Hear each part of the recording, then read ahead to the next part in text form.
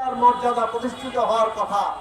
সেই দেশের সরকার সব সরকারি কাজে, বেসরকারি তো আছেই, সরকারি কাজে তারা বিভাজন বৈষম্য তৈরি করলো। কর্মচারী আর নিয়োগ দিবে না সরাসরি, তাতে নাকি তাদের খরচ বাড়ে।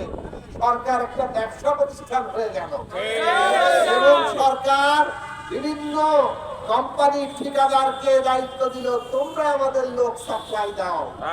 এরা হবে আউটসোর্সিং কর্মচারী। সরকার ব্যবসা প্রতিষ্ঠানের মধ্যে নিজের কর্ম খরচ কমিয়ে কতিপয় ঠিকাদারের ব্যবসা বাড়ালো। চিন্তা করে দেখেন, এইটা কোনো নীতি হতে পারে? আপনারা এই নীতির বিরোধিতা করেছেন, মানে একটা অন্যায়ের বিরোধিতা করেছেন। এই ২৬-এর গণ অভ্যুত্থান, আমাদের এই বৈষম্য বিরোধী আন্দোলন, এত আত্মাহুতির পরে এই বাংলাদেশে কি আর বৈষম্য থাকতে পারে? কাজে বৈষম্যের বিরুদ্ধে আন্দোলন চলবে। যারা বৈষম্য টিকিয়ে রাখতে চান তারা বরং বৈষম্য বিরোধী আন্দোলনের চেতনার সাথে যথার্থ কথা রাখছেন না। আমরা বলেছিলাম এই সরকারকে, আপনারা আন্দোলনের উপর দাঁড়িয়ে আছেন, অভ্যুত্থানের উপর দাঁড়িয়ে আছেন, আমাদের ছেলে মেয়েদের, এই দেশের শ্রমিক, ছাত্র, কৃষক, তাদের সন্তান এবং তার ছাত্রদের রক্তের উপর দাঁড়িয়ে আছেন আপনারা। কাজে আপনারা এই নীতিমালা বাতিল করে দেন। এইটা তো শেখ হাসিনা ফ্যাসিস্ট নীতিমালার অংশ, কিন্তু সরকার এই নীতিমালা বাতিল করে নাই। আমরা এর জবাব চাই। আমরা অন্তর্বর্তী সরকারের মাননীয় প্রধান উপদেষ্টা প্রফেসর মোহাম্মদ ইউনূসের কাছে আবেদন জানাই যে কেন এই বৈষম্যের নীতি বহাল থাকবে, জবাব আপনাকে দিতে হবে। আশা করি আপনার সরকার এই বৈষম্য নিরসনে পদক্ষেপ গ্রহণ করবে। আপনারা একটা পরিপত্র জারি করেছেন। এই আউটসোর্সিং কর্মচারীরা ফ্যাসিস্ট সরকারের আমলে অনেক দাবি দেওয়া তুলেছে, কিন্তু তাদের দাবি দেওয়া পূরণ হয় নাই। শেখ হাসিনা তাদেরকে বৃদ্ধাঙ্গুলি দেখিয়েছে। কিন্তু এই আন্দোলনে অনেকেই আছেন যাদের বুকে এখনো গুলি, তারা ফ্যাসিস্টের বিরুদ্ধে লড়াই করে অভ্যুত্থানে শরীক হয়ে অভ্যুত্থানকে সফল করতে সাহায্য করেছেন।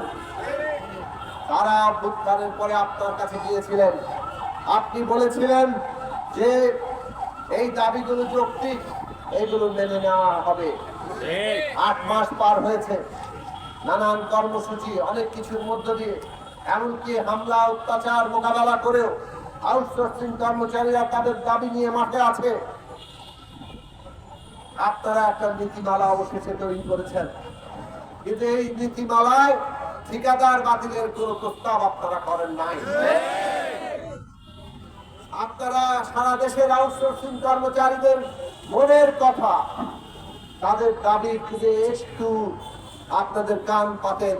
তারা অধিকার চাইছে, তারা মর্যাদা চাইছে। কাজে ঠিকাদার বাতিল না হওয়া পর্যন্ত আউটসোর্সিং কর্মচারীরা তাদের সংগ্রাম লড়াই থামাবে না। এই ঠিকাদার বাতিলের সংগ্রাম চলবে।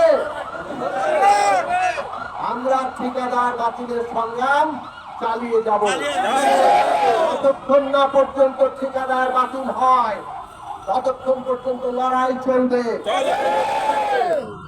বন্ধুগণ, একটা জিনিস মনে রাখবেন, আমাদের এই লড়াইয়ের যাত্রা দীর্ঘ। ৫৩ বছর পরেও আমাদেরকে দাবি করতে হচ্ছে দাসত্ব চলবে না। মানুষের শ্রম মর্যাদা নিয়ে ঠিকাদারের ব্যবসা চলবে না, বলতে হচ্ছে না। কাজে এটা মনে রাখবেন, লড়াই অনেক দীর্ঘ। এই লড়াইয়ের পথে বড় অর্জনের জন্য যেমন আমরা লড়বো, ছোট ছোট অর্জনগুলো আমাদের করে নিতে হবে। এই প্রস্তাবে কয়েকটা দাবি কিন্তু আপনাদের মানা হয়েছে, যেমন এই আপনাদের বেতন এতদিন ঠিকাদার নিয়ে আপনাদের টাকা মেরে দিত, আপনাদের 16,150 টাকা বেতনে আপনাদেরকে যাকে যেমন পারে একটা বুঝিয়ে দিতেও কিন্তু চেক আপনাদের নামে আসতো না। আপনারা দাবি করেছেন ঠিকাদার মাঝখানে থাকতে পারবে না, দিতে হবে। ওই দাবি কিন্তু মেনেছে মোবাইল ফাইন্যান্সিং সিস্টেমের মাধ্যমে প্রত্যেকের বিকাশ অথবা অন্যভাবে কিংবা যে কোনো অ্যাকাউন্টে সরাসরি টাকা ঢুকবে। 1 টাকা আউটসোর্সিং কর্মচারীর 1টি টাকা কোন ঠিকাদারকে আর খেতে দেবেন না।